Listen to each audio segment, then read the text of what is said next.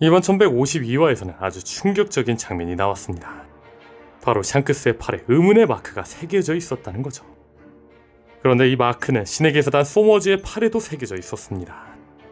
그렇다면 이 마크는 무엇을 의미할까요? 개인적으로 이는 천룡인의 상징일 확률이 매우 크다고 생각합니다. 앞서 말씀드린 것처럼 소머즈의 왼팔에도 샹크스의 왼팔에도 마크가 있습니다. 다만 두 마크는 미묘하게 다릅니다. 즉, 이 마크는 각 가문을 상징하는 마크일 수 있다는 거죠. 다시 말해 갈링, 샴록, 샹크스에게는 피거랜드 가문의 마크가, 오로성 주피터와 소머즈에게는 셰퍼드 가문 마크가 있다는 것입니다. 이 가설대로라면 모든 천룡인에게는 마크가 있을 수 있다는 가설로 이어질 수 있겠죠.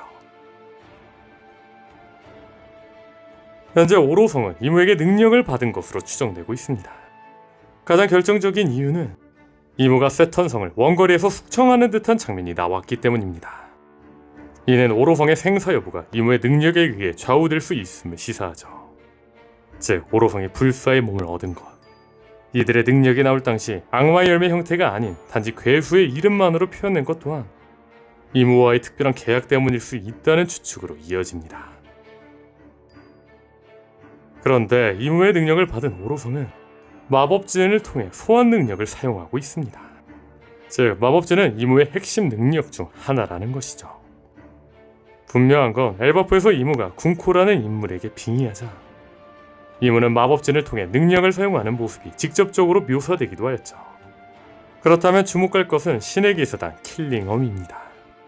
신의 기사단이 엘바프에서 아이들 납치 계획을 세울 당시 킬링엄은 마크가 있어야 마법진을 통과할 수 있다고 말했습니다. 즉, 소머즈와 샹크스 팔에 새겨진 마크는 이무와 깊은 연관성이 있는 것으로 보인다는 것입니다. 가설을 정리하자면 천룡인들에게는 태어날 때부터 해당 가문의 마크가 있으며 천룡인들은 모두 이무의 지배하에 있다는 것이죠. 즉, 사왕 샹크스가 왼팔이 잘리기 전에는 이무와 어떤 식으로든 연결되고 있었다는 것입니다. 1152화 풀버전 리뷰에서도 말씀드렸지만 와노쿠니에서 샹크스가 니카로 변한 루피를 보며 팔이 잘릴 당시의 회상이 다시 나왔는데 샹크스는 루피를 구하며 팔이 잘릴 당시 웃고 있는 장면이 연출되었습니다. 지금 생각해보면 이 웃음은 이무의 족쇄가 담긴 팔이 잘리며 웃은 것으로 보이죠. 다만 과거 샹크스의 팔에는 이무의 마크가 없었던 것으로 보아 이는 억지적인 떡밥 회수가 아니었을까 하는 의문도 듭니다. 1152화에서는 샹크스 말고도 관련 중요한 단서가 나왔는데 그건 바로 샹크스가 마리조아에 어느 정도 있었던 것으로 보인다는 겁니다.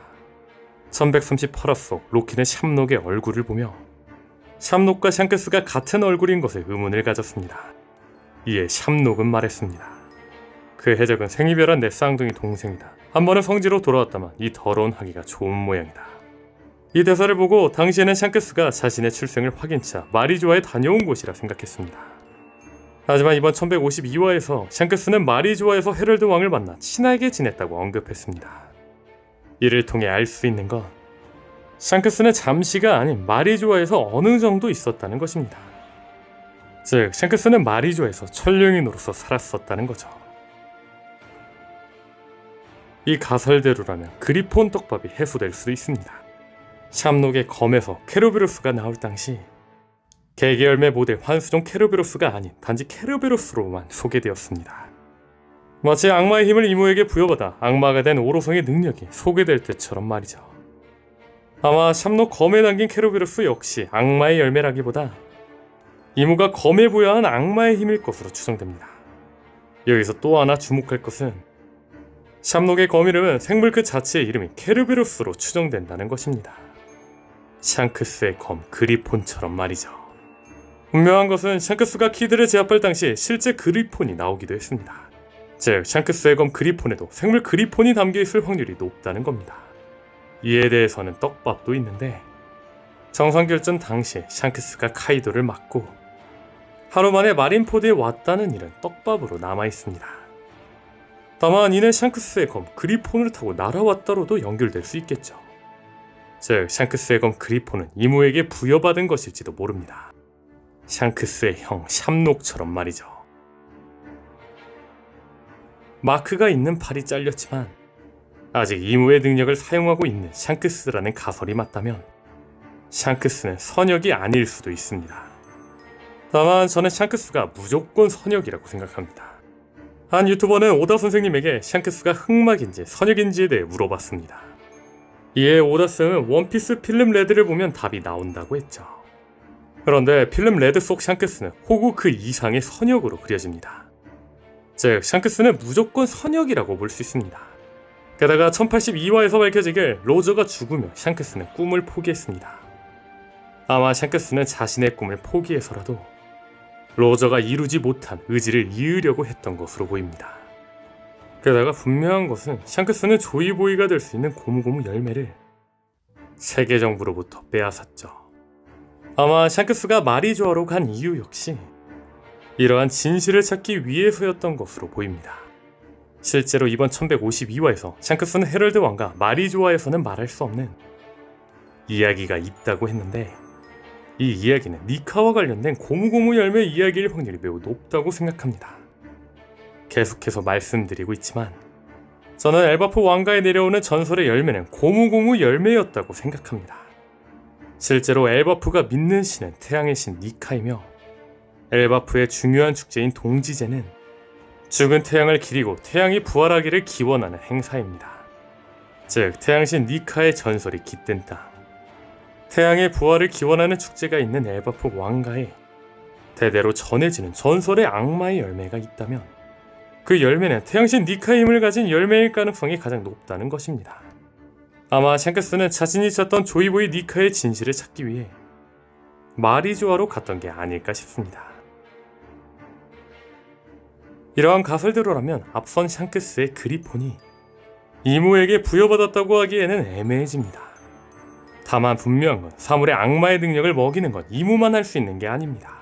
즉 샹크스의 그리폰은 새열매 모델 그리폰을 먹은 검일 수 있다는 겁니다. 앞서 말한 것처럼 샹크스는 선역입니다. 즉 이무의 적이라는 거죠. 만약 제 가설대로 샹크스의 검이 악마의 열매를 먹은 검이라면 이는 이무의 악마 힘과는 다른 전통적인 원피스 세계관의 힘의 원천을 의미하며 샹크스가 이무의 지배를 받지 않는 독립적인 존재임을 더욱 강조할 수 있습니다. 또 하나 생각해볼 건 상징적으로 그리폰과 케르베로스는 대조됩니다. 그리폰은 그리스 신화에서 하늘과 땅을 연결하는 수호자입니다. 그리고 케르베로스는 신화 속 지하세계의 문지기로 묘사됩니다. 이를 원피스에 적용하면 샹크스의 그리폰은 하늘, 자유를 상징하고 샴록의 케르베로스는 지하, 억압을 상징할 수 있습니다. 더 나아가 이무가 지하세계의 상징이라면 샹크스는 자유의 상징으로서 이무에 대항하는 존재라는 해석이 가능하겠죠.